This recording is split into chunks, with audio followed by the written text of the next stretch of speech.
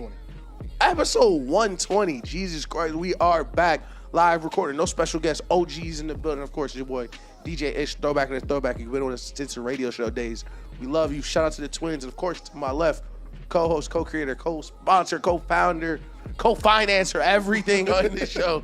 Go ahead and talk to him. My dog in the building. What's happening, Ish? What's happening? All right, man, I feel good. I feel great. I feel amazing. I'm going to be honest, y'all. I've had a really terrible day. My girl totaled her car today. Oh, damn. She's straight. She's straight. She got a little headache, but she's good. She totaled her car, which she's had since she was 16. She's had it for 11 years. It's her baby.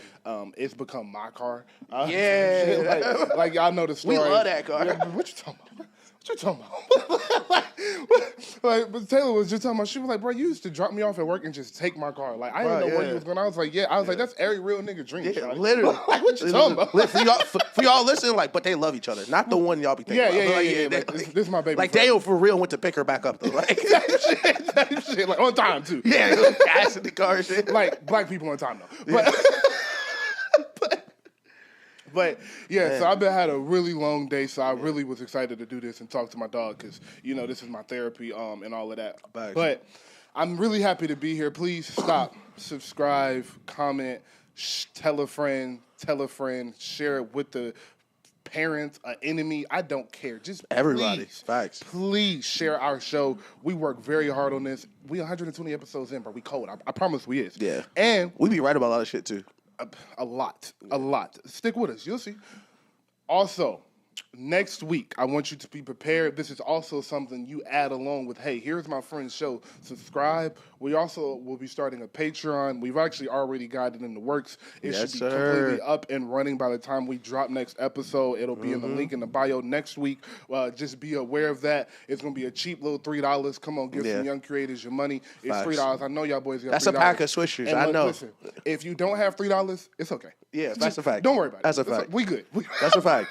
I know we know it's tough out here. But we do know. Hold on, we do know it's niggas that do got that. Exactly. If you got that $3, we need that $3. You feel me? But let's start on a lighter note because we've been on sports heavy. You know we get right back into it. So the Sydney Sweeney soap is it like? Is it like? Whoa! Whoa! Okay. Yeah. I said, you know, Twitter has been really weird in the past 4 months or so. Stuff be on your timeline. You be like, nope. Yeah. Between the AI and like what's just going on outside in regular life, you really never know what you can open your phone to. Exactly. And today, I opened my phone to new soap coming out with Sydney Sweeney's bathwater, and I said, Nah. Not interested in this post. Please get this off my timeline. That's so funny, bro. I get back on Twitter like 3 hours later, and I see it again. I'm like, hold up. Yeah. Is this real? Yep. Yes, it is. This is a real thing, y'all. We shouldn't be starting the A block with Sydney Sweeney's bathwater soap, but I'm so appalled at it, we might as well. I think it's so funny because first, it's limited to 500. But I was scrolling on Twitter. I follow Mr. Beast on Twitter. For those who don't know, I think Mr. Beast is the YouTube GOAT. I think that nigga's the genius. I don't think it's a question. So I follow Mr. Beast on Twitter. Niggas are DMing Mr. Beast like, yo, can you please buy me the Mr. Sweeney soap? I guess enough people asked him. He literally quoted the post like, I am not going to buy you the Sydney Sweeney bathwater soap. So I don't know what creep pitched that in the meeting, but you knew it was somebody that had way too much power because everybody initially was like, he should get fired for that. That's weird. Like, how are you the nigga that proposes that in the office? And who called Sydney like, yo? Yeah. I need you to get in the bath. Yeah. Like, who's like, that's a fact. It was like, I need you to get in the bath and just soak. And listen, this is for the Patreon niggas, but like I know it's a couple of you niggas out there with questions. We'll find out. We'll find out the questions you're thinking about. Like, subscribe, comment, and reply in the Patreon. We will get on it. You feel me? All right, moving on to another movie GOAT, real GOAT, Mr. Tom Cruise. Yeah. I love movies. Me and Ish talk about movies all the time. But more specifically, I love action movies because I'm a man, and that's what men do. 1,000.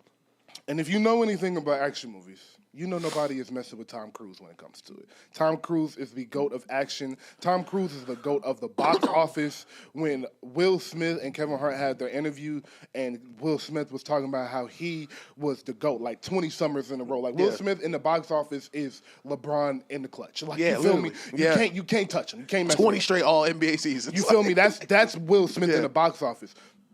Except when Tom Cruise is there. Yeah. And he had no problem a minute. He was like, Tom Cruise is in a different world of his own. It's like when Joe Budden be going on his rants and he'd be like, Joe Rogan don't count. It's one of them. It's like, Tom Cruise is not in this conversation. So the new Mission Impossible, and maybe, I don't think it will be, but the final installment of the Mission Impossible series that they will spin off in 2 years, it came out, and it is amazing. It is so cool how Tom Cruise has made these films so just them. You remember last year when we were talking about Rod Wave, and we was like, why would Rod Wave change his sound when his fans love his sound? When he's Rod Wave, literally. Tom Cruise was like, this formula, it works. Yeah, people like it. Let's just keep upping the budget. Yeah. Let's make the stunts crazier and keep the story the story. Exactly. And that is exactly what these Mission Impossible movies are. And that's why I love them so much, because it's so hard for you to be disappointed by them because you know what you're getting. You're not walking in here looking for Pulp Fiction, dog. Literally. Like you walking in here to watch Tom Cruise do some off-the-wall shit that you know he probably did for real. Do some shit that took him 9 months of practice to do. Like, he had to learn a new trade to do this one stuff. Literally. And the movie is beautiful. I don't want to give too much of it away or anything, but the movie is seriously beautiful, and I hope if you have some time, go see it. Now, it's 2 hours and like 54 minutes. It's long as hell, but it is worth it, and the third act of that movie has some of the most beautiful action set pieces I have ever seen in my life, with some of the craziest stunts involved I have ever seen in my life, and it's by far Tom Cruise's best acting performance from there. Okay. My only critique is it's a little too many dramatic, long takes at the face and all of that. But Mission Impossible does it, so it's like, it's whatever. I love it. Yeah, I love it. And this is why I love, what's the Top Gun? I love the second Top Gun, one of my favorite movies ever. I love it. And it is exactly what we're talking about. It's like, yo, niggas like Top Gun. Just make another Top Gun. Like, exactly. But the difference with Tom Cruise is, and you kind of mentioned with Mission Impossible, Tom Cruise never gonna cheat you. Exactly. Every single Mission Impossible movie, it's kind of like built in. It's like, what's he gonna do this time? Like, what is the crazy stunt? Like, even starting with the first Mission Impossible, because the first one's still my favorite. Like, the bank vault scene where they drop him in, it's probably the calmest of all his stunts. But because he's actually doing the stunt and he's balancing and doing all that shit, it looks so cold. I love Tom Cruise. Tom Cruise is one of my goats. I ain't gonna lie. He is, for real. The cinematography in these movies is just outstanding, and how involved he is in the process and how much he cares about these movies. It shows off the screen. It shows on the screen, and it is so different from the Mission Impossible. Sorry, the Fast and Furious series. Because the Fast and Furious series lost the essence of what made the movies and started turning them into superheroes, and Tom Cruise has never lost the essence of his movie. My favorite stunt he did was the one on the Burj Khalifa, though, where he had to like jump through the window. Oh my God! And he's ridiculous. I think you were in the chat when I was arguing about if Tom Cruise is the GOAT, and somebody brought up The Rock in the Fast and Furious. I was like, Tom Cruise is the Fast and Furious, like by himself. Like, it's 19 niggas in the Fast and Furious versus Tom Cruise. Exactly.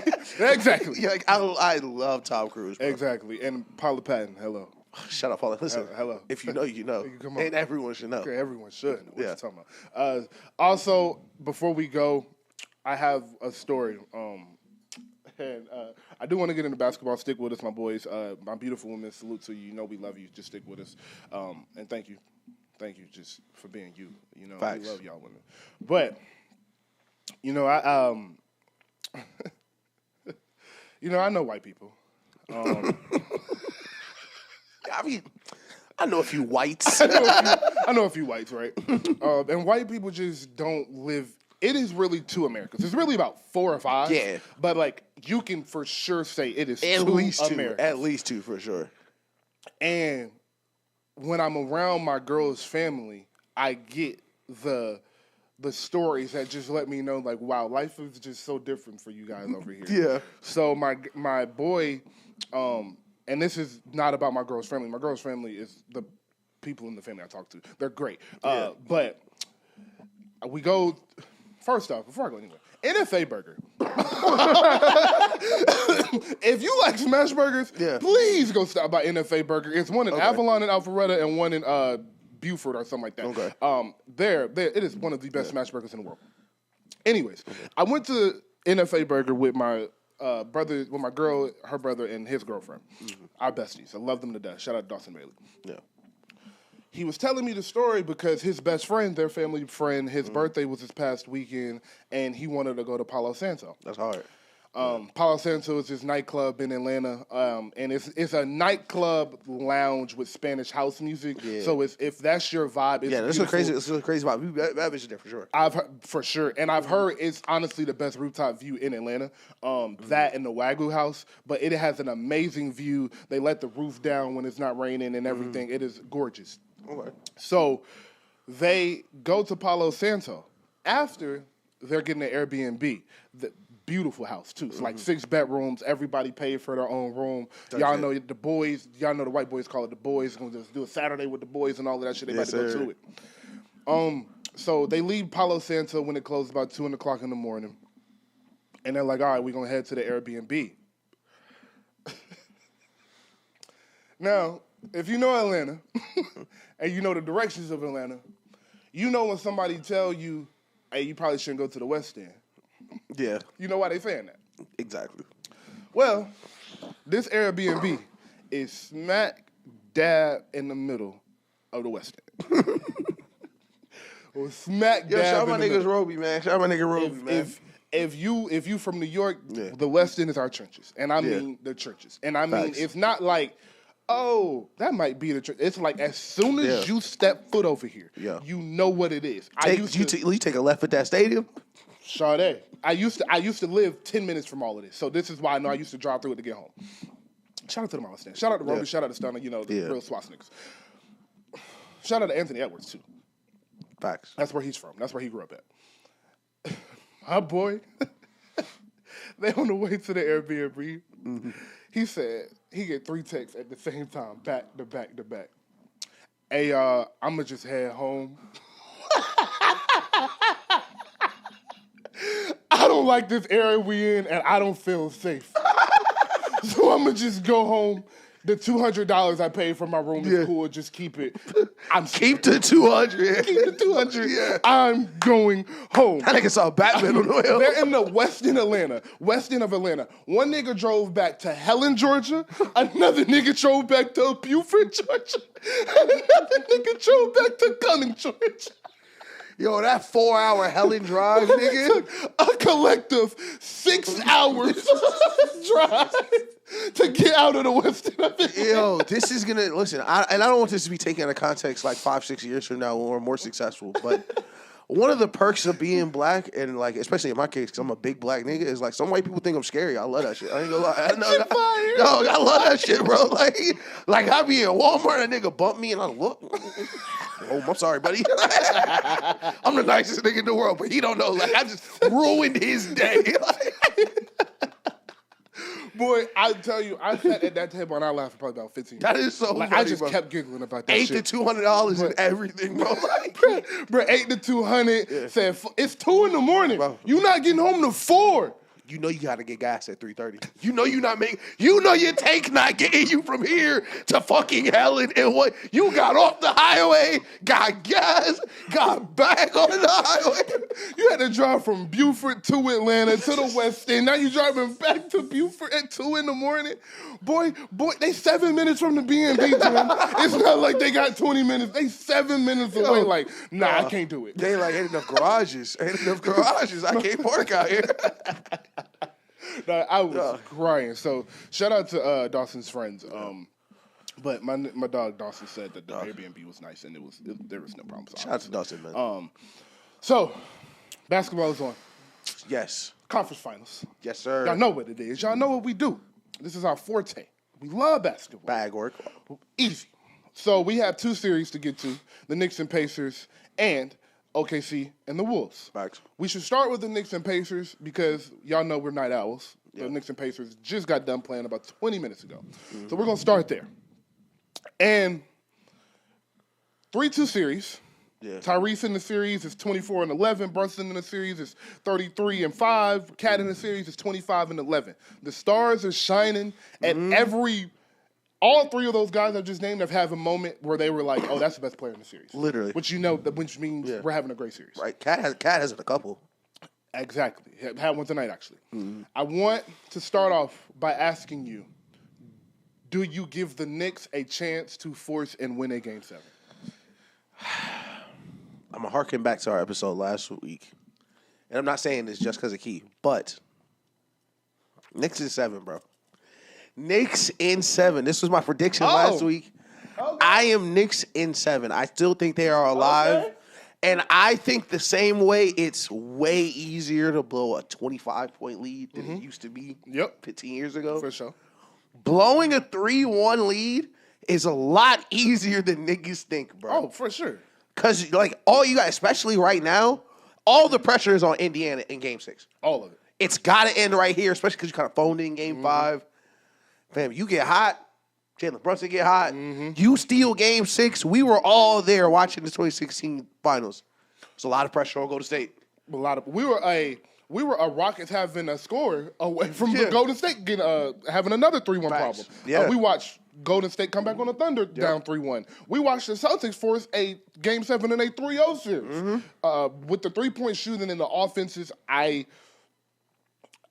would not be surprised if I saw the Knicks force a Game 7. I have liked what I have seen from Indiana so much. I am going to give them the respect I think they have earned and say they will win Game 6 and go to the finals. But if we come on here, actually probably Zoom after Game 6. If they win Game 6, we're going to Zoom. For sure. 1,000%. If they win Game 6 and we get on Zoom and it's a Game 7 Sunday or Monday, I'm not surprised. In no way am I surprised. This is a team that does not quit. It has all the fight in the world, and it has shot makers. Right. They're not the Rockets, where I know if Indiana touches 115, the game is over. Right. This is a team that can get to 130. Right. This is a team that can play a 95 to 99 game. This is a team that can play 105 to 115 game. Fact. Any type of style they need to play, they can get to. So I'm not going to count them out, but I have loved, and I mean loved, what I have seen from Indiana and specifically Tyrese Haliburton and Pascal Siakam. Tyrese Game 4, sorry. Bro. One of the best playoff games I've ever seen. Took the words out of my mouth, pause. That was one of the best playoff games I've ever seen. More specifically, that was one of the best playoff games from a point guard I have ever seen in my life. I don't watch some CP3 masterclasses, some Steph Curry masterclasses, Kyrie Irving, go down Tony the Parker. list, obviously. For real, Tony Parker masterclasses. Rajon Rondo, the 42, 11, and 15 against the Heat in Game 6 or 7. I don't watch some point guard masterclasses. What Tyrese Haliburton did in Game 4 was incredible. Because the Knicks played a great game as well. And actually, I don't want to say they played a great game. They played a decent game and were in the game enough to win it. And they're a fourth quarter team. So when the game was close with 4 minutes left in the fourth quarter, I was sure the Knicks were about to win that game. I was like, oh, shit. I was like, Key and Nelson's going to be happy as hell. This is going to be Knicks in 6 for real. Nah. Tyrese said, nah, I got other plans. The way Tyrese is able to control the tempo, find his shot, and then set up his shot for others seamlessly is incredible. Now, the growth he has in his game is to be able to do that consistently because you saw he got away from that tonight. And a couple of games throughout these playoffs, he has not been able to combine both.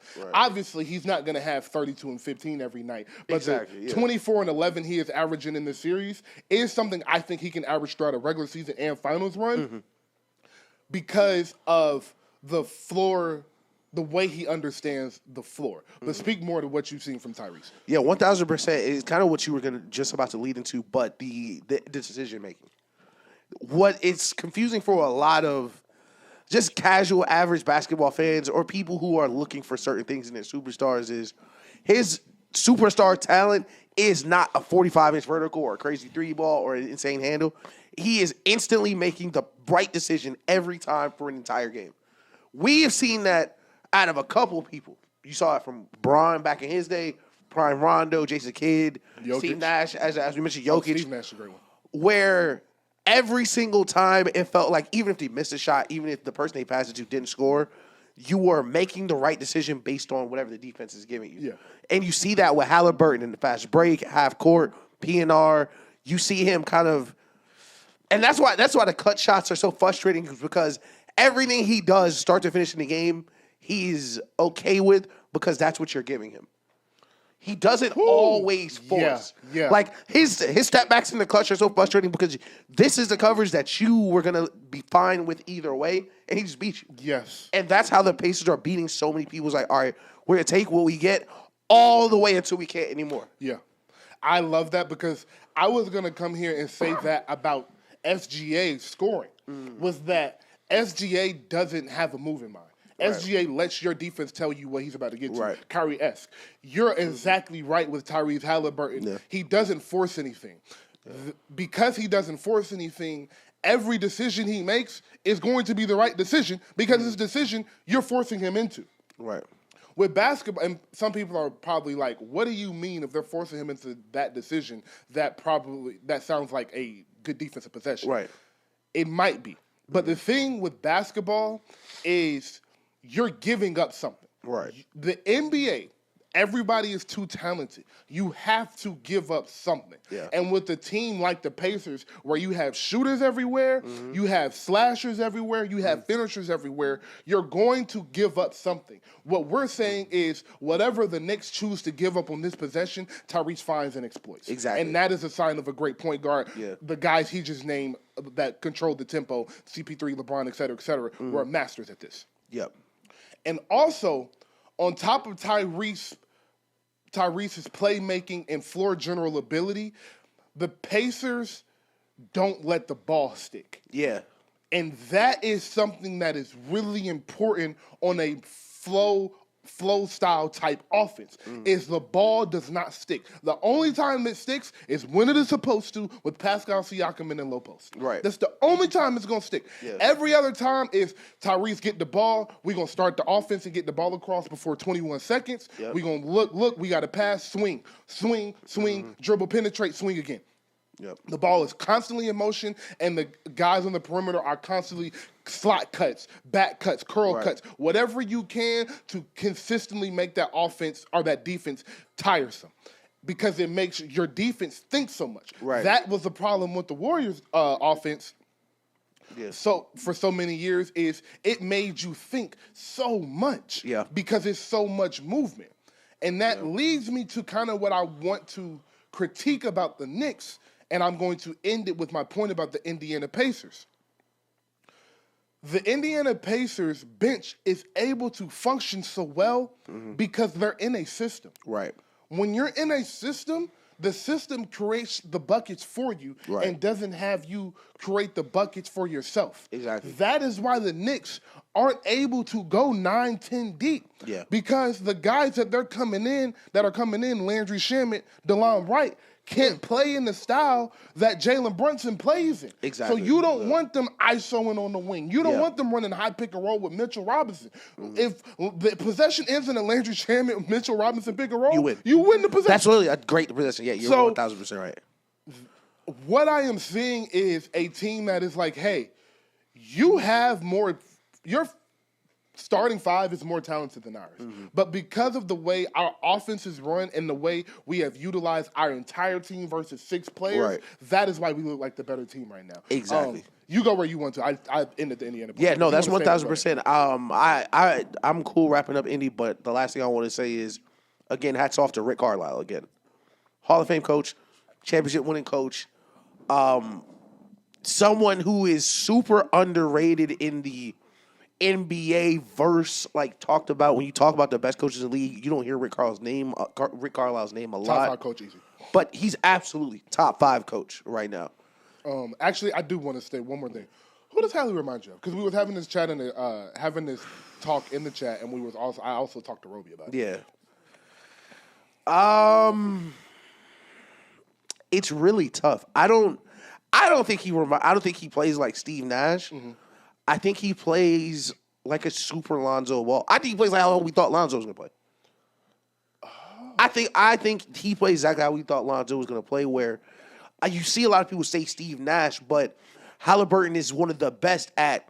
I'm getting it ahead way before the play starts, and I'm getting it to other guards. So Steve always had finishers and like wings around him, but he wasn't coming off it and letting the system continue without him. Mm-hmm. What you see with Haliburton is what you kind of saw with Alonzo earlier and a little bit at UCLA for the nerds out there is like, I'm getting the ball up ahead so fast that the system is working while I'm on the way down. And so you're like, yeah, it's 7 seconds or less in Phoenix, but in Indiana, it's 7 seconds or less 3 times per shot clock. So I'm going to get it ahead. That's the first 7 seconds. We're going to run something. If that doesn't work, we get it out. We're going to run something again. If that doesn't work, we'll get it out and run something one more time. As opposed to Phoenix, it was really him creating. It reminds me a lot of like the Jason Kidd, Lonzo Ball style of PG. Mm-hmm. But what we expected or hoped Lonzo could become. I agree. I love actually the Lonzo Ball comparison. Now, you knew I was going to say Steve Nash, and I'm going to stick with that and explain why. Now, Tyrese Haliburton is not as good as Steve Nash. I don't know if he ever will be. So let's start there. Not saying that.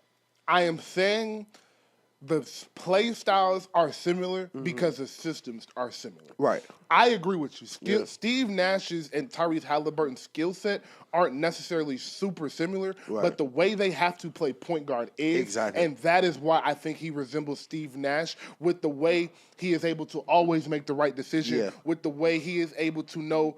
Steve Nash, when it was time to get 25 and 15, 25 and 12, he could do it. Yeah, and Tyrese has that in him. When he know he got to go get 25 and 30, he can do that. When Hailey know it's a 17-15 game, they know when to do that. So he has that quality that we were just speaking about where he doesn't force anything. He lets everything come to him. And in the 7-second offense is so similar to what Phoenix is and honestly invented that you can't help but see the Steve Nash in it just because it is the same system and ran in a similar fashion. And another thing that I do agree with you on is Tyrese gets the ball out and doesn't over-dribble. Steve Nash was going to dribble through your whole he was going to dribble 16 seconds. He was going to run 6 pick and rolls and things like that. So it was a lot of pass, get it up to Sean Marion, get it up to Joe Johnson, get it up to Jason Richardson, and then get it back. Right. So I do love that conversation. We'll get more in depth to that on Patreon or something because I do love that comparison. But I just wanted to see. But the Lonzo Ball one was great. Yeah, I like that. But to the Knicks. I have a question. Okay. Do you think? And I know we don't know this series is over, but I can tell you something. I don't have to ask Ish this. He doesn't have to say anything. The Knicks are not beating OKC. I don't care what happens. The Knicks are not beating OKC. That's that's not a chance. So I ask, have the New York Knicks hit their ceiling? Yes. I think their ceiling is top 3 team in the league can't win a championship.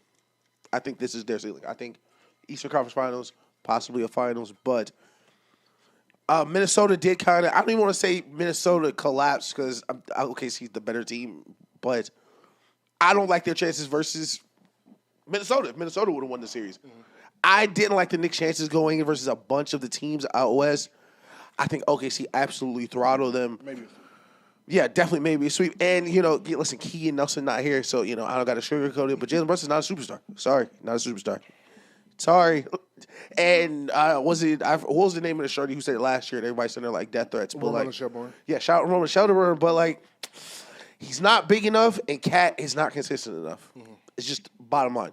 He's not big enough to dominate a game start to finish, and he doesn't play.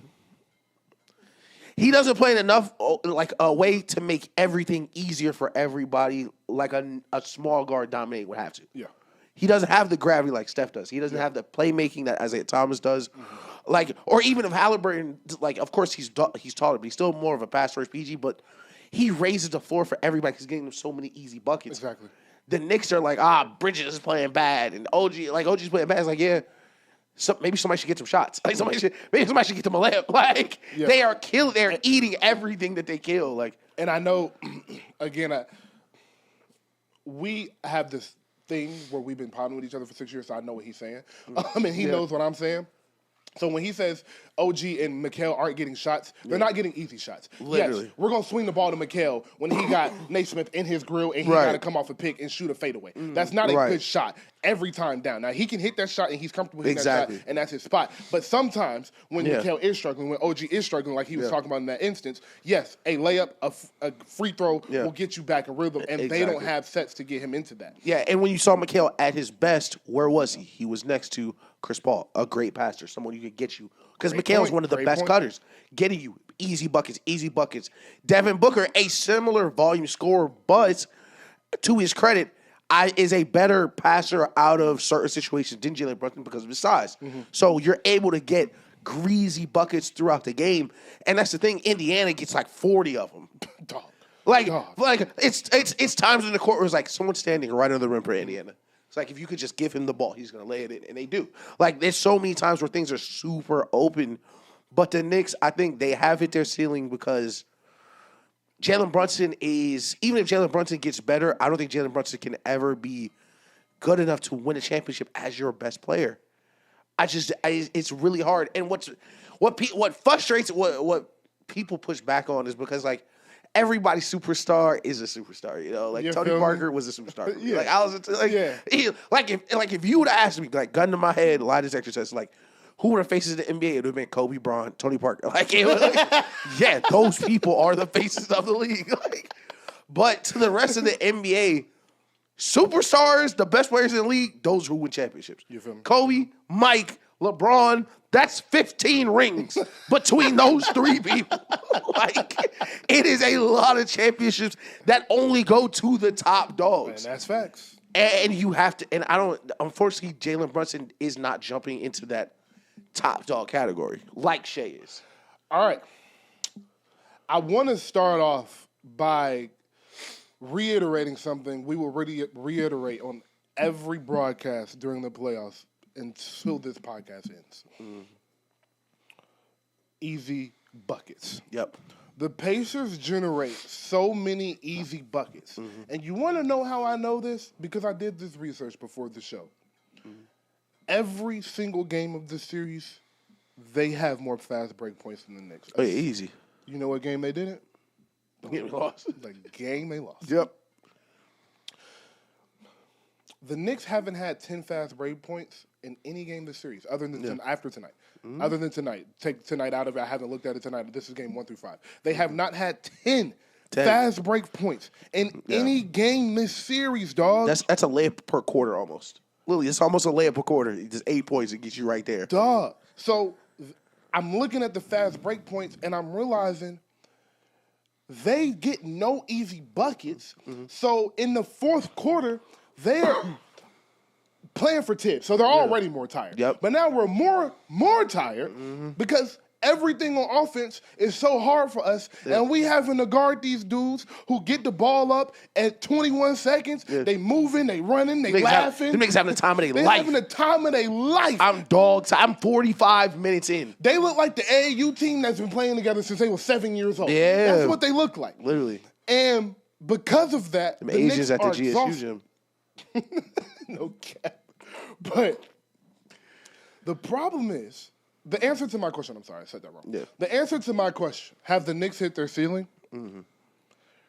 This iteration of the Knicks has hit their ceiling. Oh, yeah. Now, I would fire Tom Thibodeau. You cannot fire Tom Thibodeau. The last time the Knicks got to the second round and then the conference finals, Pat Riley was her coach in the 90s. Like, you can't fire Tibbs. Dog, that's so fucking funny, bro. It just cannot happen. Yeah. Because of that, you have to look at what you saw this year and the talent on this team And Tibbs has to have Coaches Anonymous. Niggas trying to sit him now. Tibbs has to have an intervention. And Jalen Brunson, Mikal Bridges, and Josh Hart. And Derrick fucking Rose. Derrick Rose.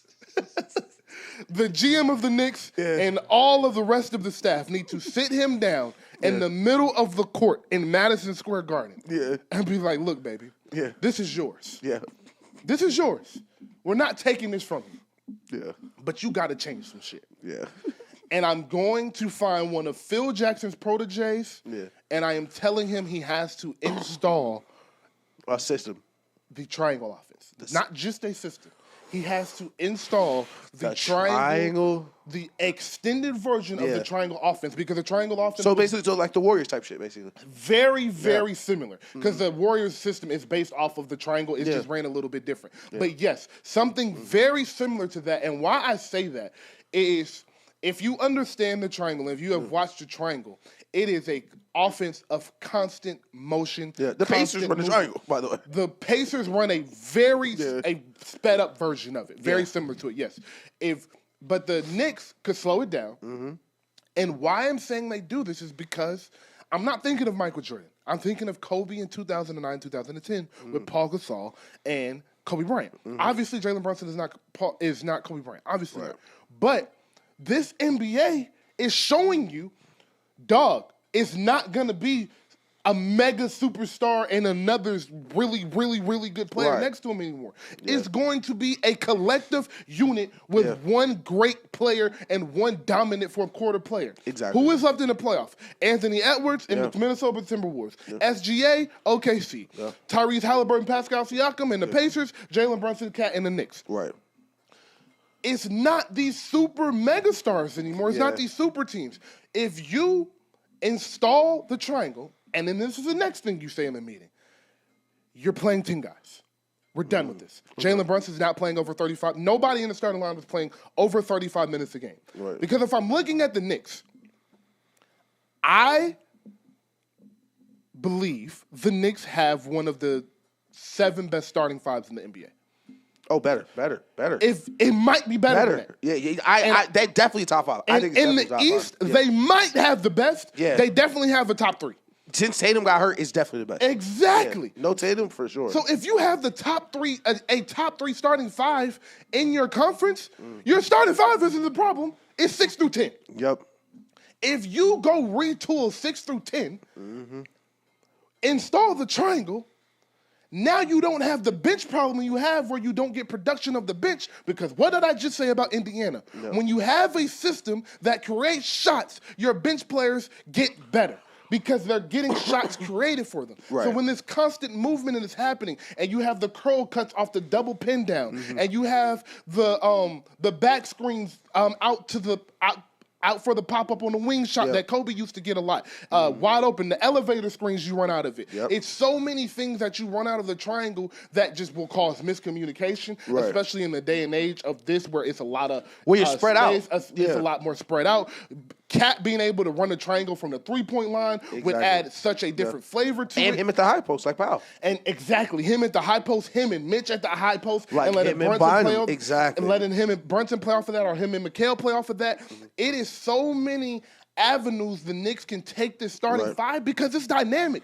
I don't think Jalen Brunson is good enough to be the best player on the championship team, but I think Jalen Brunson is good enough to be the most important piece on the championship team. I like that. Like, he might not be like, you might not look at the team. Let me go back. Let me think of a team. The 2004 Pistons. Okay, It wasn't like a superstar, like, he's the best player. It wasn't like Billups was just a superstar that year. Yeah. But it was like Chauncey Billups could carry you in the fourth quarter, and it was a collective unit with through defense throughout the game. Yeah. That is exactly what the Knicks can be with this triangle offense. With their defense is fine. Tibbs knows defense. The defense has no problem. But if you go 6 through 10, install an offense, specifically the triangle, and start to create easy shots, and now instead of Brunson having to force his way to his spot, the play is going to end him in his spot. Right. I like that So a lot. the ball is carrying you. You're going to come off the screen, and it's getting you right to the middle where you like it. Right. So I think that is a recipe for the Knicks. Keep the starting five, retool the bitch, install the triangle offense. I love the triangle idea just for the people listening. Historically, if you look back at some of the Jordan Bulls and the Kobe Lakers teams that won, it's niggas who are getting 30 minutes a game. Well, let's not say 30. 22 minutes a game, 8 points a game, and it's a nigga you've never heard of. Sasha Vujicic, Luke Wallen, Steve Kerr back before Steve Kerr was a person. Like Jordan Farmar. Jordan Farmar. And the reason they are able to do this is because the triangle offense naturally creates open shots for them. If I were to try to look for next steps, if the Knicks, like if you're not going to like make any giant trade, like you're going to keep that starting five together, you need a creator off the bench. I don't know if it's Jordan Poole. I don't know if it's another guard like that, like Colin Sexton, or someone who's going to come in and be juice. But if Tibbs fights the intervention and he's still hard set that, man, these five got to play, then you need to offset that like they used to do when Tibbs was with the Bulls, and Nate Robinson would get on the court for the most energetic 15 minutes you've ever seen in your life. That is the thing for me, is like, yeah, Deuce McBride will get in the game and do some Deuce McBride stuff, but there's no one sustaining easy offense the entire game when Jalen Brunson gets on the bench. I agree. Yeah. And where I push back on that, and not because you're wrong, but you said something in there that I think ruins this whole equation. Yeah. You said if Tibbs refuses to change his philosophy, then stop. It's over. You're not winning like this. That's right. You can't. Dog. And like you mentioned, the fast break points. This is a team that should get a lot of fast break points. And Cat is the most mobile big. Mitchell Robinson, extremely mobile. Mikal be out. Mikal never stops running. Literally. You should be getting so many easy buckets with the team. And they play great defense. Usually when you play great defense, you get it.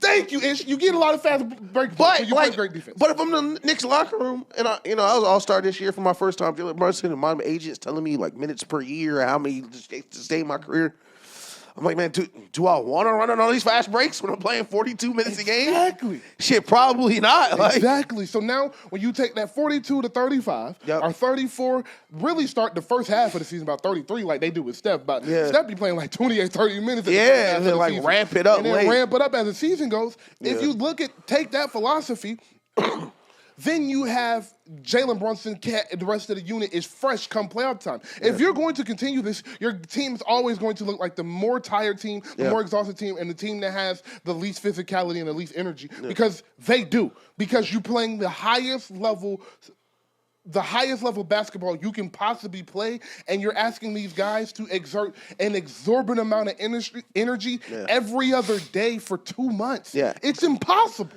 And this is one of my favorite things from like my early basketball days. Shout out Coach Ricky. Shout out Ricky, man. Coach Ricky said some shit that like stuck in my basketball knowledge for the rest of my life. It's no good tired defenders. Excellent point. It's not a single one. So yeah, Mikal Bridges, amazing defender. OG Anunoby, amazing defender. 45 minutes in, when they set that double screen for the third time this play, and Mikal's tired, it really doesn't matter the game plan. Because that one moment of, I'm tired, he cuts, like the little things, those are what lose you games, to lose you series. And the more fresh team is the team that's going to get the easy buckets. Teams are going to get the fast break points. And they're not going to have to claw for everything. Indiana got 115 of the easiest points in the world. Jalen Brunson's on his 40th ISO of the game. Like, yeah, eventually the bottom's going to fall out. Exactly. Yep. Exactly. Let me see. Did I have anything else? But with all that being said, Knicks is 7. Hey, I hope so. I hope so. I told you I've been wanting the Knicks to win. I want the Knicks to win. I still do.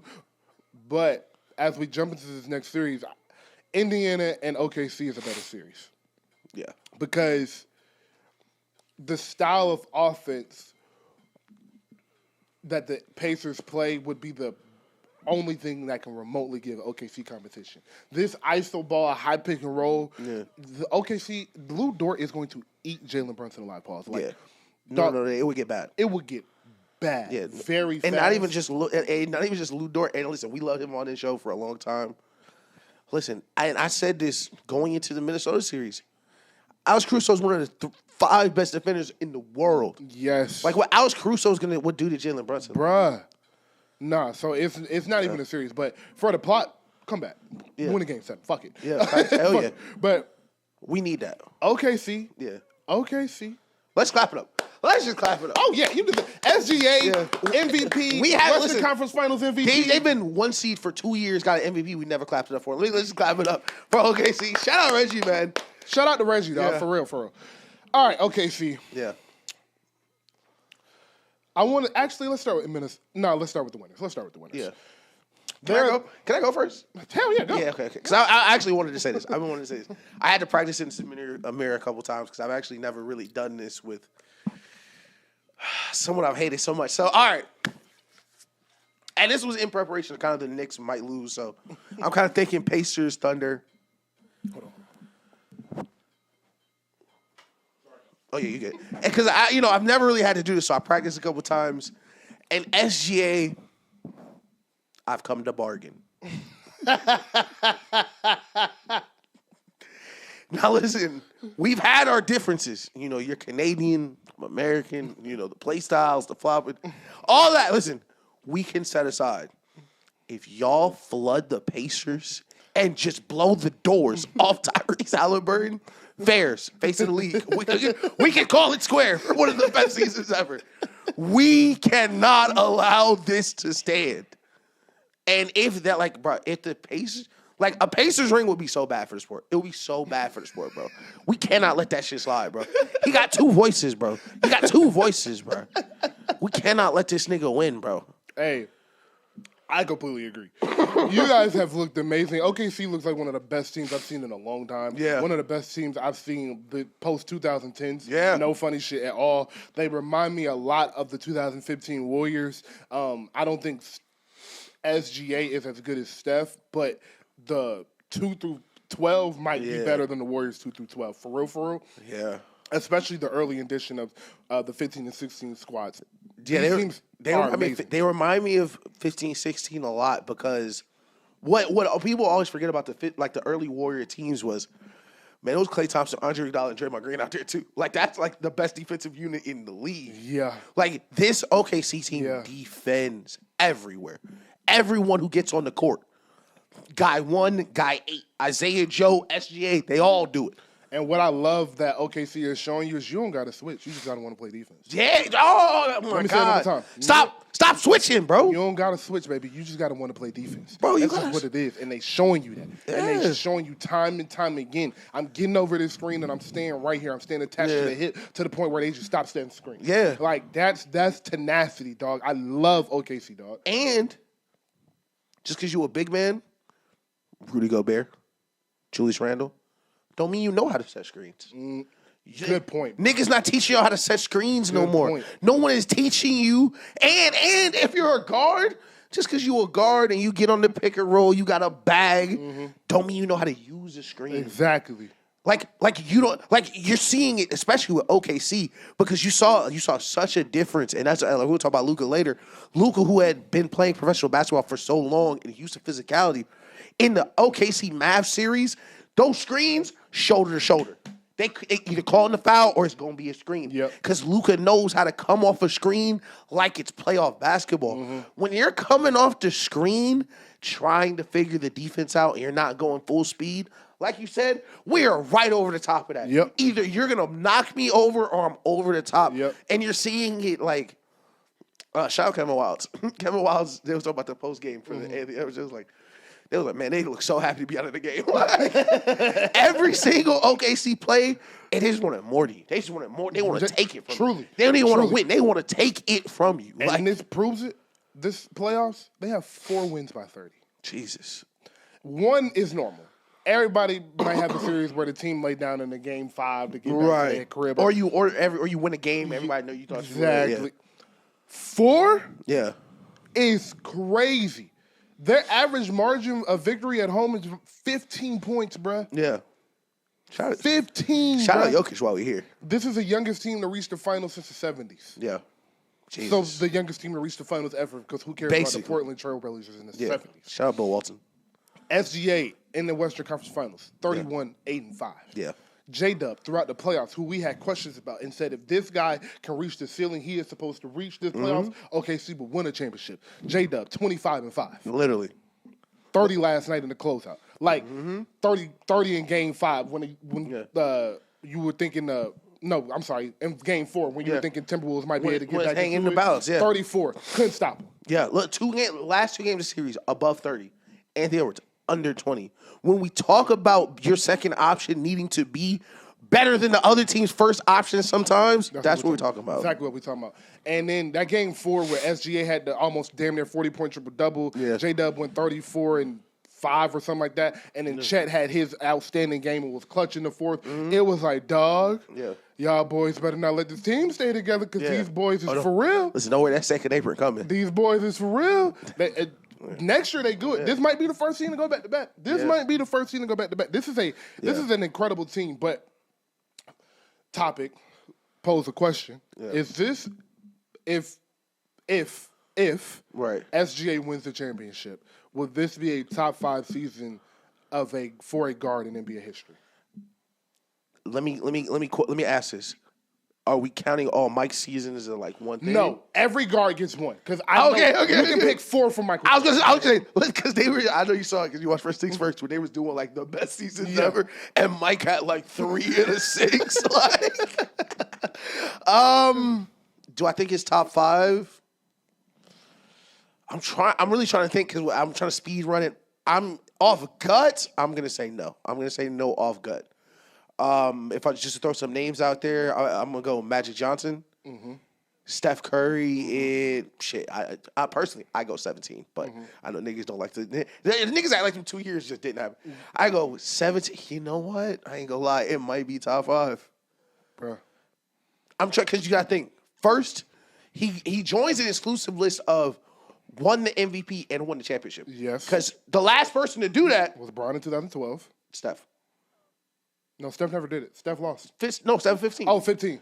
Oh, 15. Yeah, Steph, he won it. Yeah, no, the regular season. Regular season MVP and the championship. It's been a decade since someone else has did that. It's been a flat 10 years. Yep. And they've been the best team start to finish this entire year. 68 wins. Scoring title.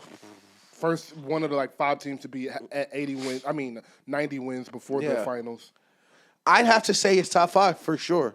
I would. Sorry. Yeah, I would have to say it's top 5 because the only other seasons you could argue with, it's postseason based. Yeah. It's not August 1st through July. Exactly. This has been start to finish dominant. Yes. Yeah. So my criteria for this is 1, you have to win the championship. Okay. That being said, I'm taking Jordan 93. That's the damn near 40 points a game in the finals year. So I'm going Jordan 93. Okay. Kobe 09. Okay. Steph in 22. Those 3 I think are locked when you're going 1. And I'm sorry, Magic in 87. Okay. Those 4, you can't jump in front of. Yeah. Now, that leaves the 5th spot. We're arguing D-Wade 06. I do have a wild card. Give me the wild card. Isaiah Thomas. Oh, I don't even think that's a wild card. Yeah. That's where I was about to go. Yeah. D-Wade in 06. Okay. Isaiah Thomas in 07. 87. Yeah. Big difference. All right, whenever they won. I said 87. What year did they win the championship? It was the 80s, though. It was 88 and 89. Yeah, 88 and 89. Yeah. So Isaiah in 88, D-Wade in 06. Right. And I'm missing 1. It's hard. I don't think I ain't gonna lie. I don't think it's anybody else. Those are only 2. I don't think it's anybody else you can put with him. Isaiah in 88 and D-Wade in 06, and then SGA this year. Yeah. And if I'm being honest, I'm being 100% honest. Yeah. SGA deserves that 5th spot. Yeah. He's going to go. And are we forgetting anybody? Like this? We're not. Crazy. I will say this.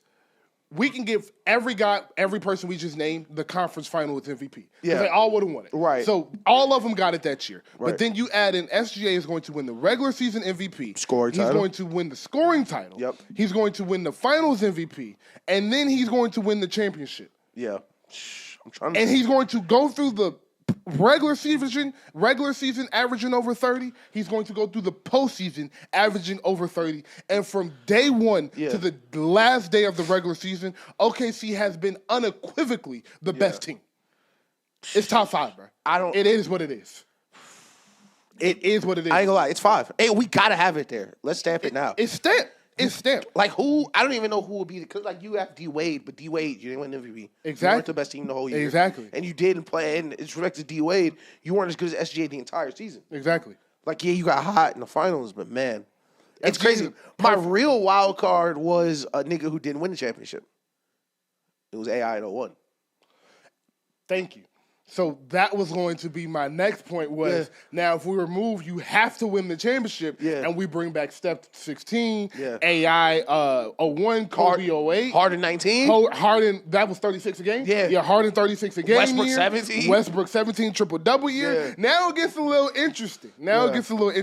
But we'll leave it off on the guys that did win the championship and say, he stamped top 5, bro. This has been an incredible season, an incredible run from SGA. We'll get more into finals breakdown when we know who they're playing, and jump to Minnesota. Well, actually, do you have anything else on OKC?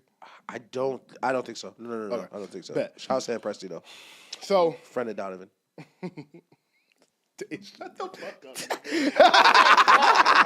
Oh my god. Friend of my boy Donovan, man. Friend of the show, man. Y'all do not know how funny that is. Oh my god, that is funny, bro. Oh, that's so fucking funny. Friend of Donovan, man. Oh, one more person we gotta clap it up, and this is more than a person; it's a collective unit.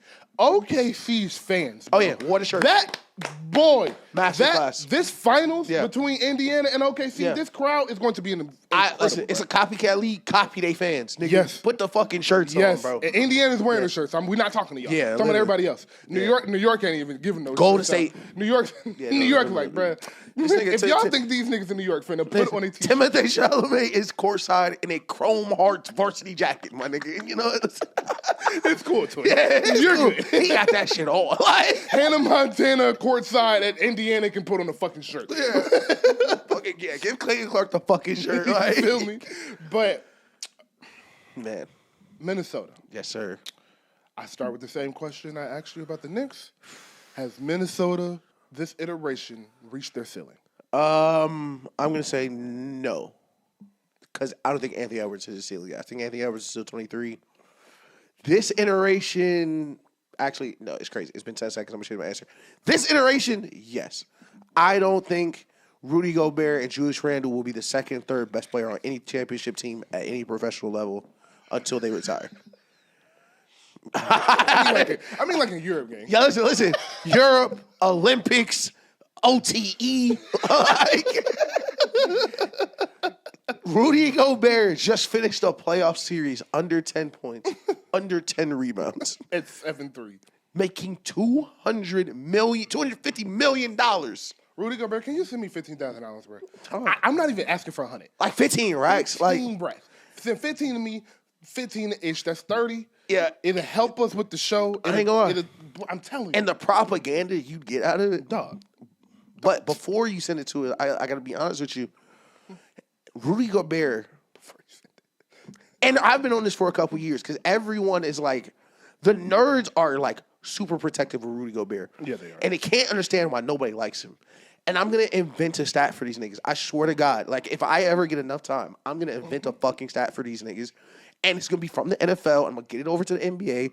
It's drop fucking pass percentage. Nobody has bobbled, dropped, gets ripped out of his hands, loses the ball more than Rudy Gobert. And it makes him a reverse. He is a white hole. For the people who love physics and space, he is a white hole. White holes are opposites of black hole. Black holes suck you in. A white hole pushes you away. Nobody wants to give Rudy Gobert the ball. He can't turn around and dunk. He can't turn around and lay the ball up. He can't pass the ball. He has no offensive skills at all. And it leaves too much for the rest of the team to do. Agreed, bro. Answer to the question about hitting their ceiling, the Wolves have hit their ceiling. Now, like I did for the Knicks, I have a solution. Excuse me. And this one, what time is it? I gotta take that out. In this iteration of my fix, the coach does get fired. Oh, man, Chris Finch. Chris Finch is what Andy Reid was to the Eagles. I like that. Some coaches are just supposed to get you there. Mark Jackson. Yep. Even better. That's even better. That's way better. Chris Finch, I'm taking that shit out too. Starting all the way over. We start completely over. Doug Collins before Phil Jackson. All of it. Perfect. Yeah. So this iteration of the Wolves has to fire their coach. Mm-hmm. Doug Collins before Phil Jackson. Mark Jackson before Steve Kerr. Yep. Chris Finch is the bridge to the champion. Yep. And it sucks to be that, but I don't see any improvement on his coaching style for me to think that they can run through the West and play with OKC. Mm-hmm. Now, Ish hit the nail on the coffin. Rudy Gobert, Randall, you got to pick one. Yeah, somebody has to go. Hey, what was the Kevin Hart shit? Somebody has to go. Had to kick her off, Daddy. But you don't have to get rid of both. Right. One of them has to go, and very similar to the Knicks, you have to change your offense. Yeah. They don't have to go triangle because they need a point guard. And I will keep saying that. Yeah. Please, for the love of God, stop looking at LeBron James as an example. No one will ever be him again, okay? He was perfect, okay? He still is. He still is. He is perfect. There is nothing wrong with LeBron's game, okay? He's perfect. Yep. Stop using LeBron as an example. That's not how basketball is supposed to be played. Yep. Stop using Luka as an example. That's not how basketball is supposed to be played. Mm-hmm. I am not saying Anthony Edwards can't have the SGA type style offense where he's going to create a lot out of high pick and roll. Mm-hmm. But if they're going to do that, they still need a point guard for the others. Right. Because you're asking too much of Anthony Edwards to be the scorer and defender he is, and then get everybody else involved on offense. Yeah. Because Anthony Edwards isn't sitting on the corner on Glenn Robinson III. Yeah. Anthony Edwards is guarding Jalen Williams. Anthony Edwards is guarding SGA. Yep. Jamal Murray. Go down the list of the guards in the West. He's picking all of them up because he wants to. He thrives in it. And that's why we love him. And you don't want to take that away from him. You don't want to take that intensity away from him. Right. You want to lessen his offensive burden. Your shooting guard shouldn't have to be your point guard. Exactly. It's that simple. Mm-hmm. You guys have to get a point guard and fire Chris Finch. And the last thing they have to do, not they, Ant has to do, go watch Kobe. Yep. Go watch Michael Jordan. I'm going to say it again. Go watch Kobe and go watch Michael Jordan all offseason. What are you going to watch? Mid-post. Yeah. Mid-post.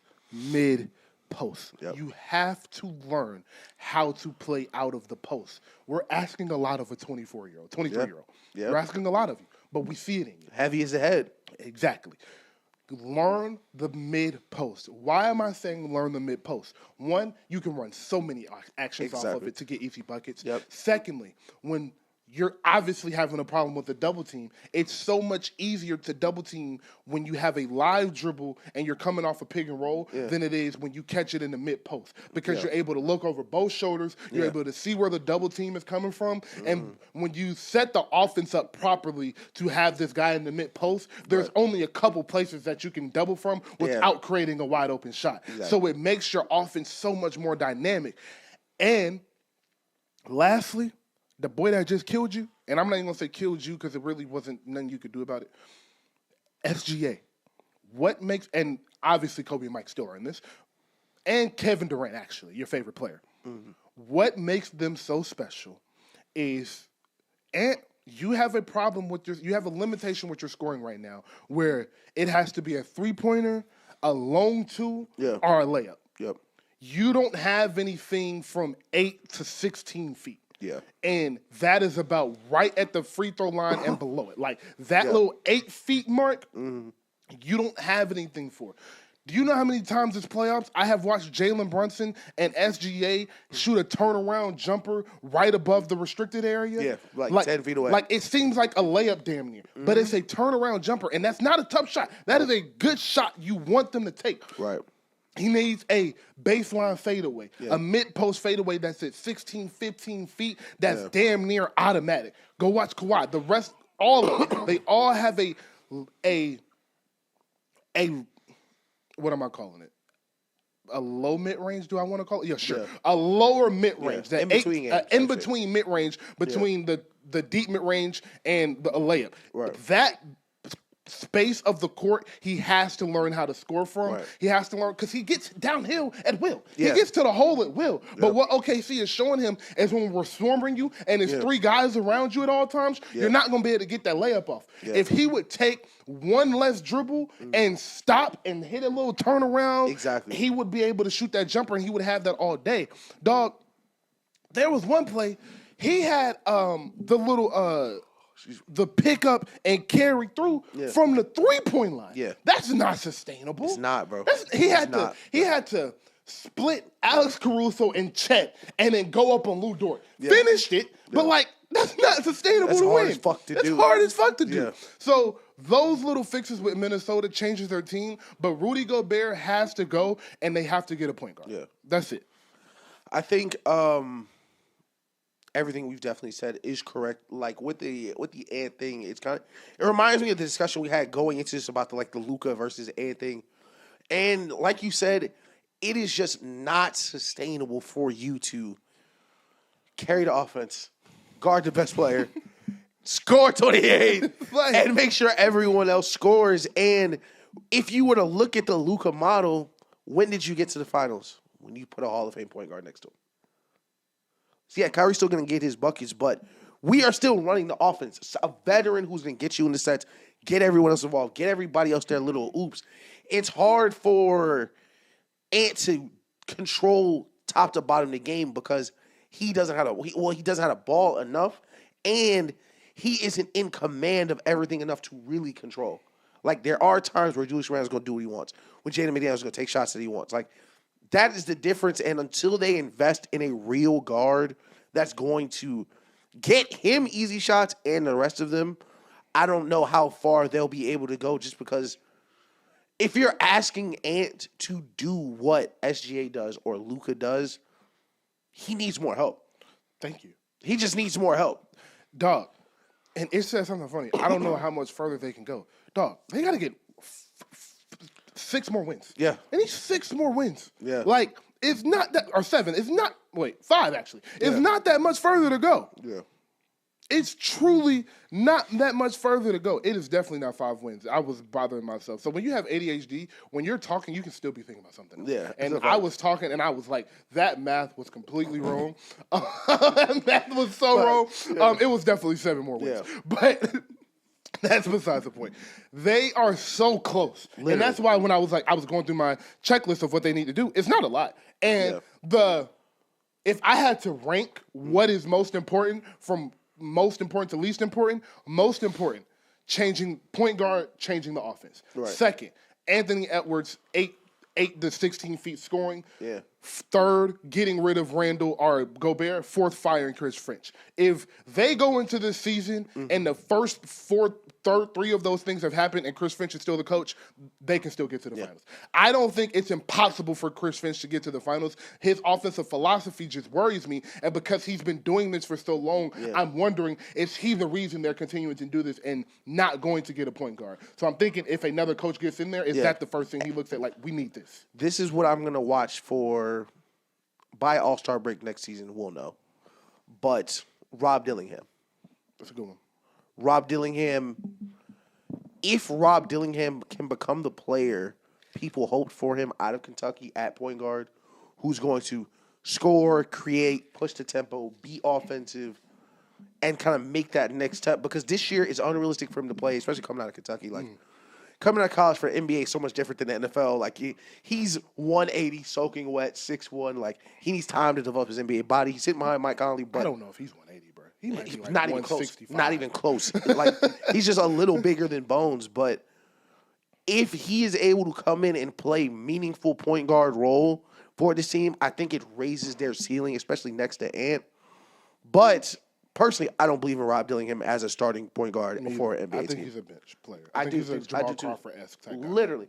That's what I think. And that is kind of like the X factor for them. Like if like Rob Dillingham has a breakout year, it's like, oh shit, he's actually Tyrese Maxey, maybe. Type shit. But asking a lot. Asking a lot. So back to OKC and their defense.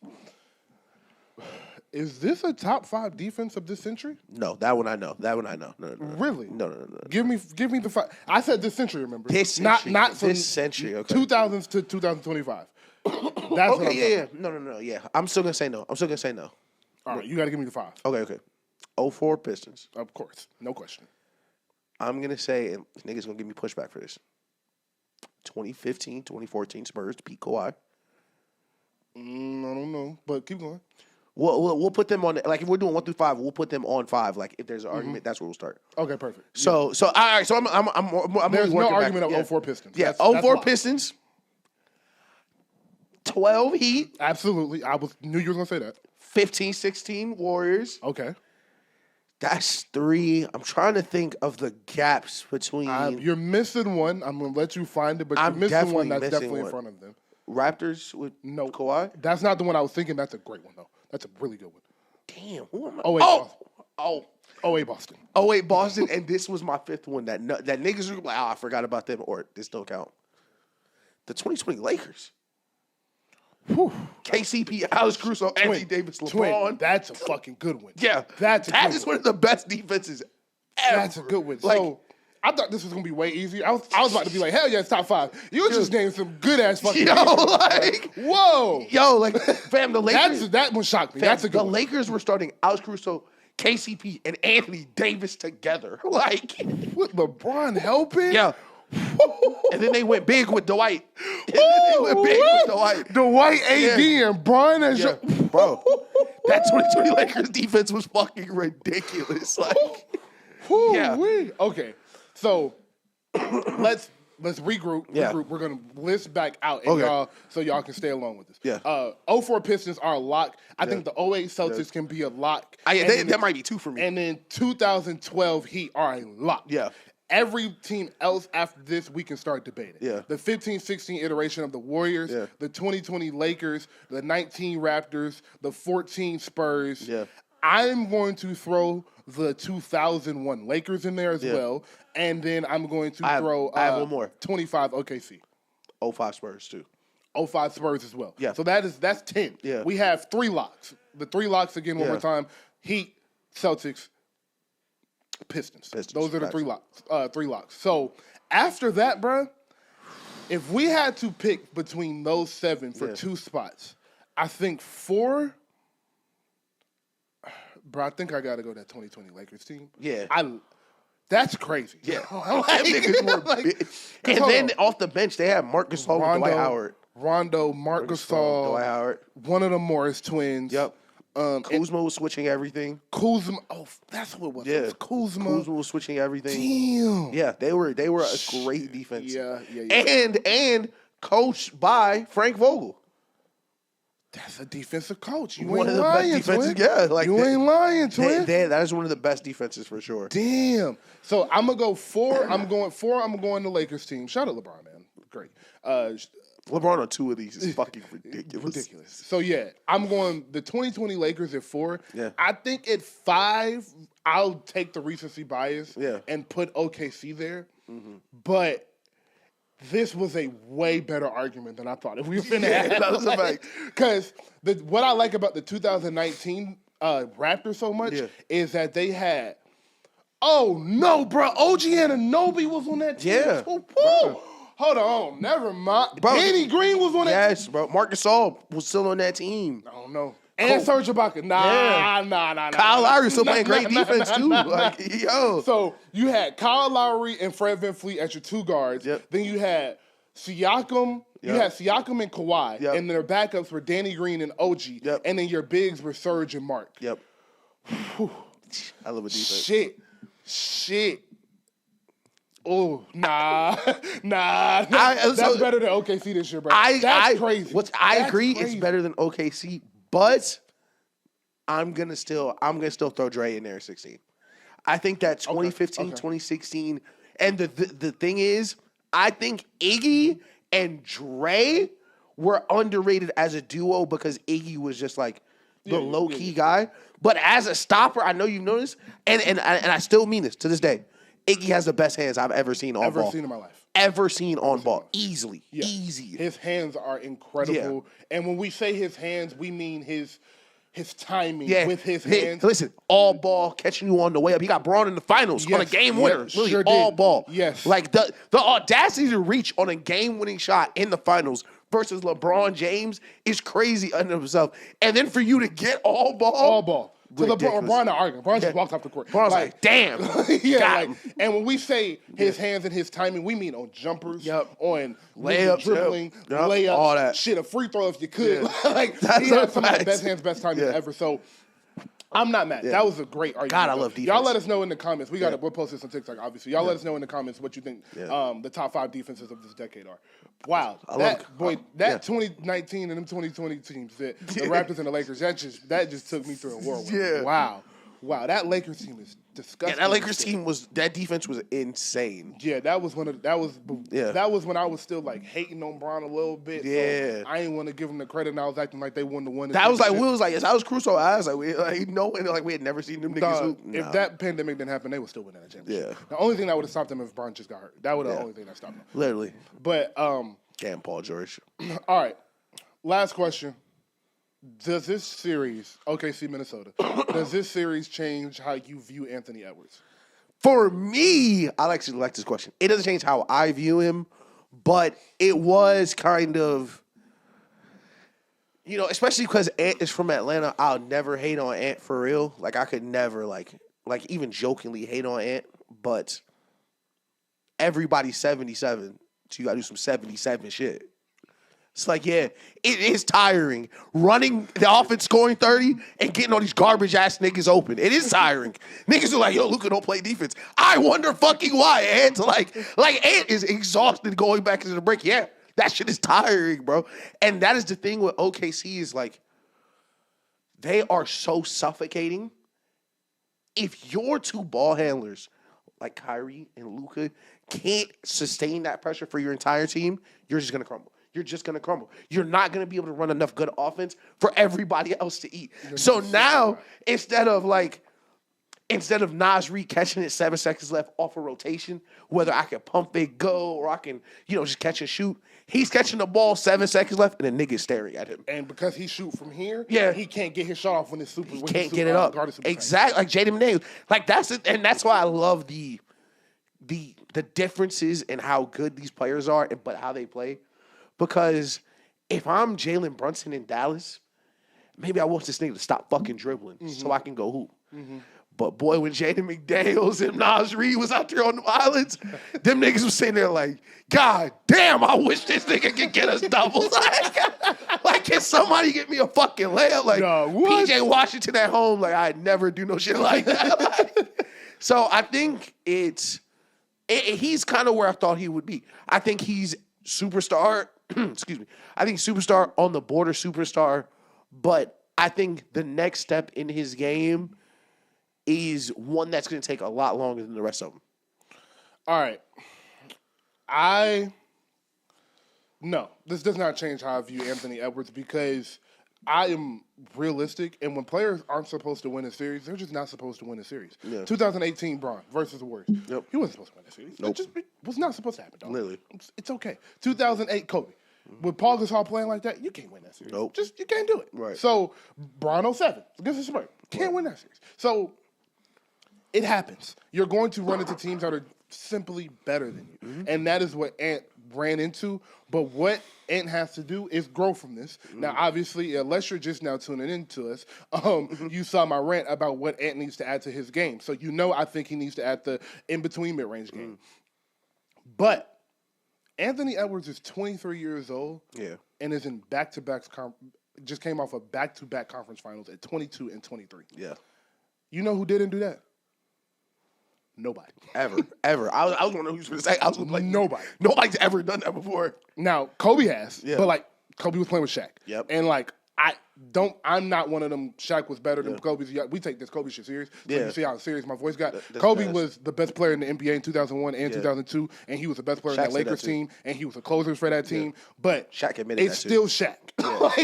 Let's be honest, it's still fucking Shaq. So yes, Kobe went to back-to-back, but as a number one bona fide, no one has done this. That's a fact. So the SGAs, the Lukas, the Jokic's, the Giannis's that we're comparing to, no one has done what he's done as the best player on his team. So he has not hit his ceiling, but the middle of the journey to the ceiling is higher than anybody else's has been so far. Exactly. Just so far.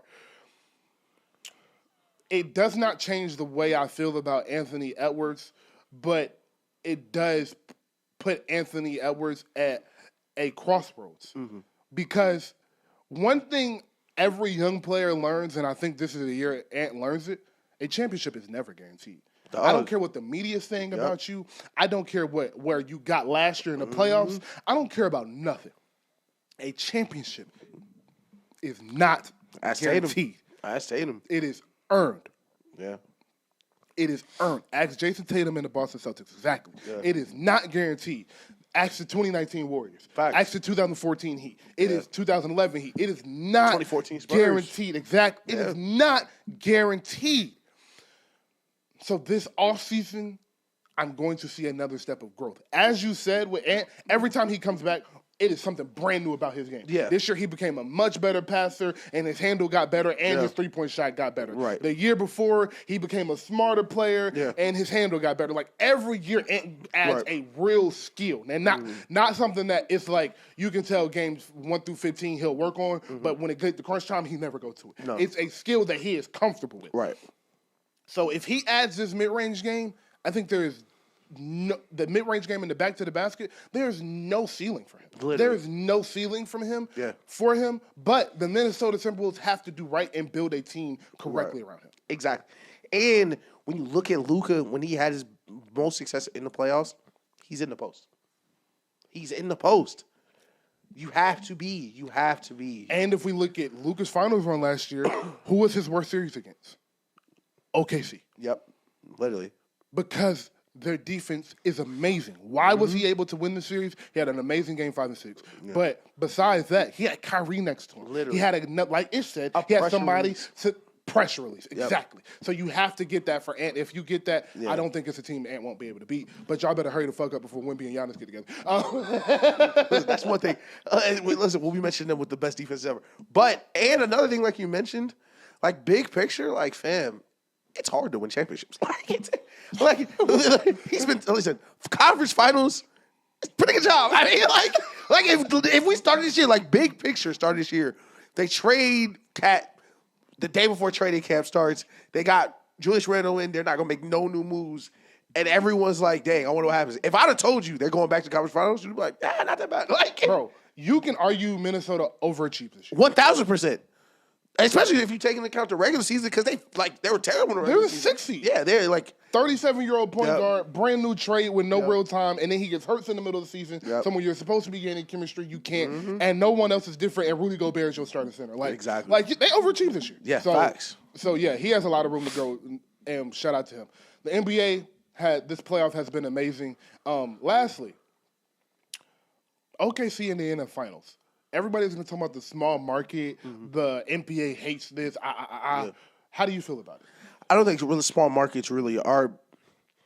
I want to phrase this correctly because I don't want it to sound weird, but I don't think the small market thing exists anymore, but big markets still do, if that makes sense. I 100% agree. Like the internet got rid of the small market coverage because if people are interested in your team, like OKC, like Indiana, like the Warriors when they first started, like the Spurs or any, because people forget the Warriors were not a marquee team.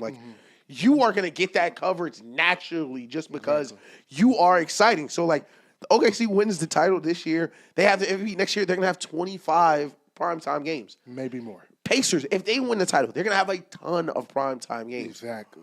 Now, the big markets, it's still LA, it's still New York, it's still Miami. But I think the floor is so much higher. Like the gap between OKC and the Clippers, not really big. Just because your brand is so everywhere now. As opposed to like in the 90s, like you really had to go find the Pacers scores. You really had to be locked in on like, yo, who is Chuck Person? Like now, like the game is everywhere. So I need people to understand. First off, everything Ish said is right, but I need people to understand that the NBA is a multi-billion-dollar business. Yeah. Also, you have to know your history. We reinforce the past so much because without knowing the past, you cannot understand what is going on today. It's simple as that. The reason I was able to come here and tell you that the Knicks need to go to the triangle offense is because I've done my history of what the triangle offense is able to produce, and that is what that statement, you have to know your history to know now, means. When Michael Jordan stopped playing, the NBA was genuinely worried about where the ratings were going to come from. This was the thing. When Michael Jordan retired in 98, who's the next? Who's next? Who's the next Mike? Yep. Who was going to carry this torch? And it wasn't until Kobe Bryant and Shaq went back to the second championship that everything started back again and the ratings started to grow back up. But why you're able to hold is this is still the best product for this. Yeah, it's only the NBA, right? It's the NBA. Yeah. So the OKC Indiana series will be the best championship series for basketball that is played on the planet this year. Yep. Bar none. So regardless of big market, small market, regardless of big name superstar, lower name superstar, it's still the NBA. Right. And the NBA is going to draw enough viewers and enough eyes on social media to keep their sponsorships happy and to keep that ad revenue flowing in and to keep it $1 billion business. While over the next 2 years, we find the next LeBron, Kobe Bryant, Michael Jordan, Steph Curry. While we find that, and we find that guy that's going to be an automatic 5 million views every time he's on TV in the playoffs, we have our foundation to hold us. Listen. And that is what is going on with the NBA right now, is the foundation and the aura, the flavor, the style, the backstory. The elitism of the NBA is going to hold the advertisers, hold the sponsorship dollars, and all of that right now. And then we're going to find that superstar. And like you said, Golden State was not a big market. Yep. It was not. If OKC goes back to back, they will become a big market. That is how that works. Yeah. So anybody worried about the OKC Indiana talking about this shit gonna have 50,000 barely any views, I promise that Bucks and Phoenix series worse. I swear to God, it's 1,000%. So like, and that did fine, and no one had a problem, and that was coming off a pandemic. And that was a gas finals. Exactly. And that was super gas finals. But like, was 50 in that bitch. So no problems at all, bro. And you mentioned like the lulls between who's next. Listen, that Wemby year 3 is coming. It's coming, Shawty. Like year 2, for the niggas who didn't watch Wemby, leap year. Year 3, listen, every day niggas are on the phone. Niggas are calling me, yo, Ish. Even if y'all don't get honest, y'all might get Kevin Durant and keep the pick. I say, you know that's Kevin Durant, right? That's Kevin Durant, right? Like niggas don't understand what is on the horizon in San Antonio. Like, I promise they don't. Like, bro, listen, get y'all rings now. Get y'all rings now for real. Like, I'm glad SGA getting his MVP, getting his ring. Because it's over with. Because this and listen, the rivalries we've been missing out west, don't worry, we on the way back. OKC Spurs rivalry, we on the way back. OKC Lakers, real. Spurs Lakers is real now. Like, there are some super duper stars budding. Like Chet could be super duper star. Like, come on now. Like there are some young players who are going to take that leap. And it's what's so beautiful about the NBA and like why the ratings will never really bottom is because there's gonna be superstars we just don't see coming. Yeah. We didn't see SGA coming. Exactly. Like, look where we are now. Exactly.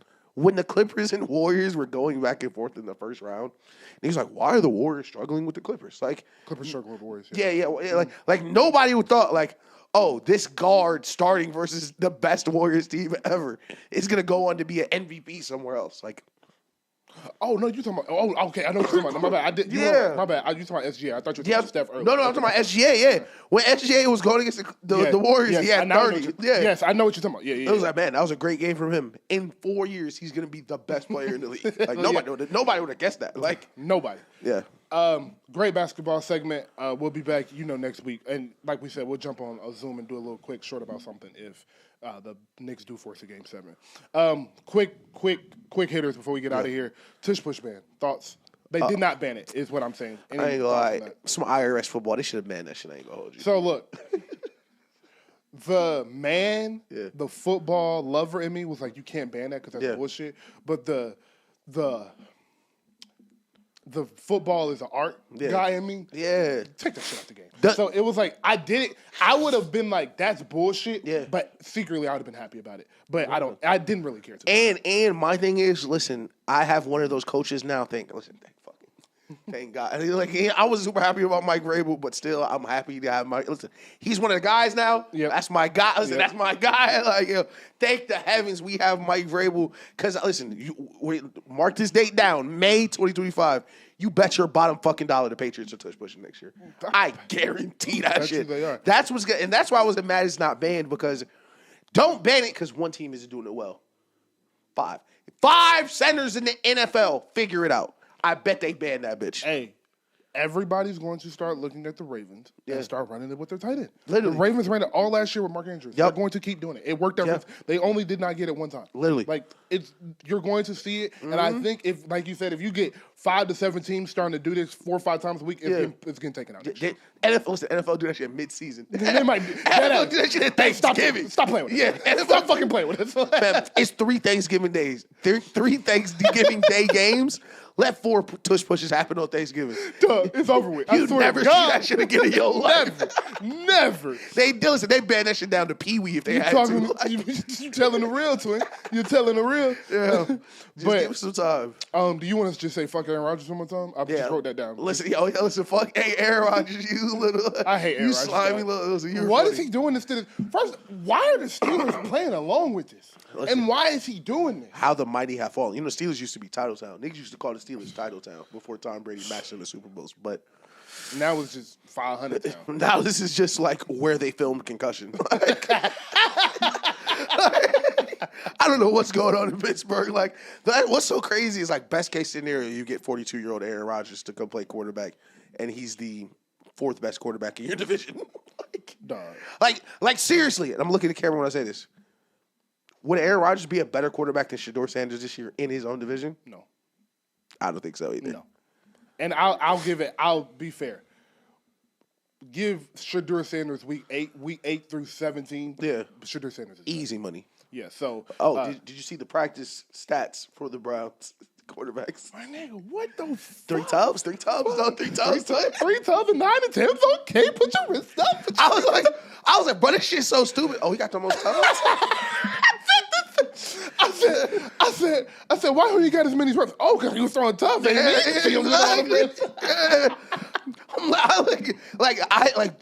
is why football is so funny, bro. This is always gonna be the number 1 sport. The fan in me did 2 things immediately. I was like, bro, this shit's so stupid. Who the fuck is keeping stats in the practice? And then I started looking at stats. I'm like, Dylan Gabriel ass. Fuck that nigga. Shedeur Sanders way better, nigga. No, that's funny as well because the internet is the internet. Yeah. So I am now a part of Cleveland Brown Twitter. So welcome me to Cleveland Brown Twitter. Dog pound. And no cap. And I've been getting all the interviews, the live radio and all of this shit that come with the NFL. Yeah. And they was like, Dylan Gabriel's not an NFL quarterback. Yeah, it was like, he's not. It's very obvious he's not an NFL quarterback. It won't surprise me if he don't make it to training camp. No, any nigga who do the NFL draft auditioning as a backup, trust me, nigga, sit down right here. You finna use that degree. Don't worry. One way or another, Sloan. You finna use that fucking business major degree. Don't worry. I hope he was studying in class. He gonna be selling houses soon. All right. And then, lastly, new music, just some quick hits and reminders. You gotta take a moment, bro. I know you're ready. Yeah. July 11th. Clipse. I'm ready. I'm ready, so I know you ready. Oh my God, I cannot wait. Clipse has announced produced by Pharrell. Yeah. What is the album called? Let God Sort Him Out. Let God Sort Him Out. Crazy title. Let God Sort Him Out, produced by Pharrell, July 11th. Yeah. We heard it. A snippet should have just a single came out today. Came out today. Yeah, actually. 30 minutes ago it dropped. It did. This is culturally inappropriate.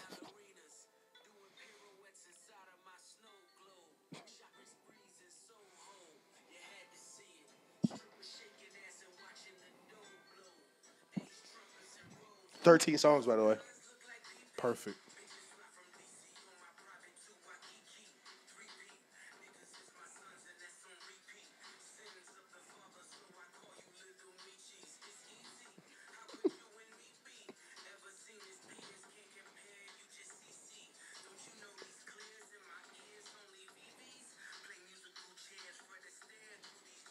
Yeah.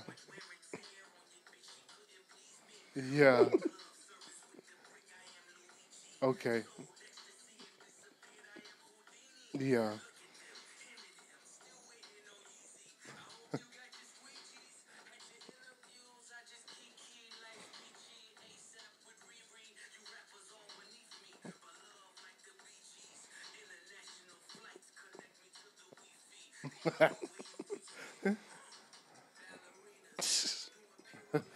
Nigga said sins of the father. He said, "Oh, you niggas, my son, sins of the father." That's why I call him Lil Meech. Oh my god, Duh. woo, that is I'm crazy, ready. bro. I am ready. In other news, Miley Cyrus dropped the album tonight. Fire. I will have the album review for you next week. I swear Yeah. to God, I will.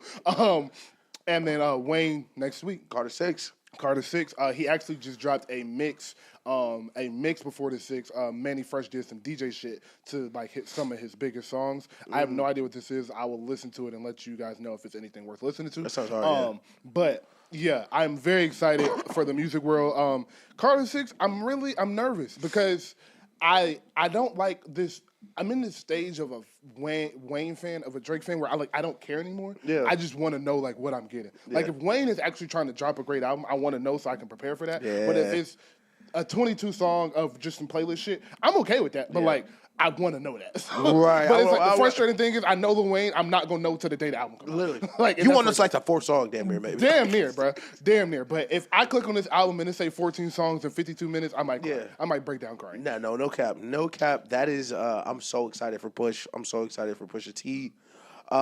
Stove got Cook supposed to be on the album. Kendrick's supposed to be on the album. Dog. Like it is like the rumors, because of course the album's been like niggas don't know who are on it. The names connected to it. Pure cinema. And then he said he's waiting on a feature that had to be Ho, right? Had to be. You want me to tell you? Who? It was Kendrick. Oh, okay. It was Kendrick. Yeah. I was hoping. I knew They know the Kendrick song. was gonna- They know the song he on and everything too. Okay.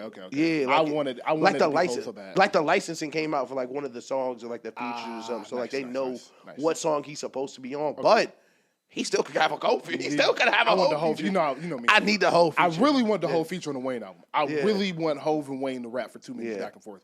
It's never gonna happen. It's not gonna happen. But man, oh man, that's the only wish I have for the album. I Yeah. don't care about nothing else. But very excited for the new music because we got Thug and Gunna in June as well. So big June, big month of June. My pie in the sky hope for the Clipse album, Tyler the Creator. I love it. I fucking love Tyler the Creator. because he loves the Clipse. He deserves bro, that shit. loves I it. hope he gets on that bitch And he gets has fuck the off. coke rap experience with the Griselda. Yes, and the voice for it. Yeah, Like, I really need it. I love really that. need it. Or actually, you go ahead, because I have one more. No, because mine is about something else to end the show. So you Joey Badass. even better. Oh my God, that's not better than Tyler. Sorry, it's not Tyler. I love you. But both are crazy. Both are crazy. All right, to end the show, I want to end on a positive note to somebody we hated a lot on last year, deservingly so. Yeah. Drake, 10 diamond records, 10. 10 of them joints. That is 10 records with over 10 million units moved. Yeah. He is the first artist in history to do this. It is a major feat. Yeah. And you know we have feel our way about some of the Drake's hit. 7, 8 of these are Solid. Are Super hits. solid. Yeah. One Dance, Work, Sicko Mode, Controller. Yeah.